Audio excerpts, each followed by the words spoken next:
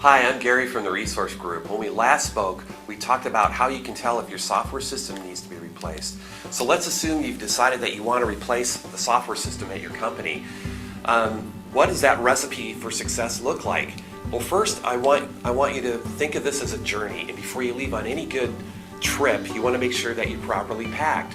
So what I'm talking about is you want to make sure that you have the authority, the sponsorship, and the governance for this software selection and implementation initiative.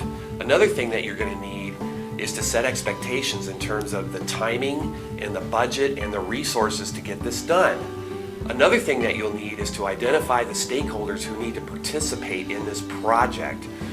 You'll also want to designate a leader or a manager to run this project, and last but not least, you'll need to decide whether you go it alone as an organization or you seek external help such as consultants. The next thing to think about are the do's and the don'ts.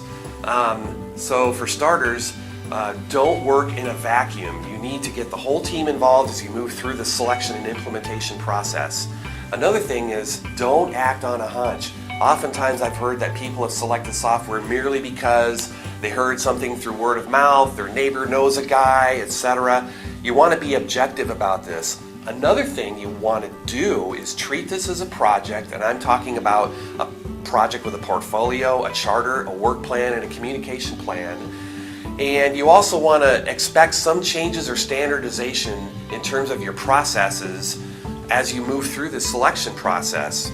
And remember, you're not just shopping for software. You want to find a good value-added reseller who can act as your solution partner. Now the next thing is think about taking a fresh look. So I'm talking about look at your current state. Look at the software systems involved, what's in scope, out of scope for the replacement. Think about taking a fresh look at your processes. Look for ways to standardize and simplify your processes ahead of getting the new system. Think about what's coming over the horizon in terms of regulatory changes or future opportunities that your company wants to pursue. Last but not least, think about ways to quantify and identify the current pain points that you have.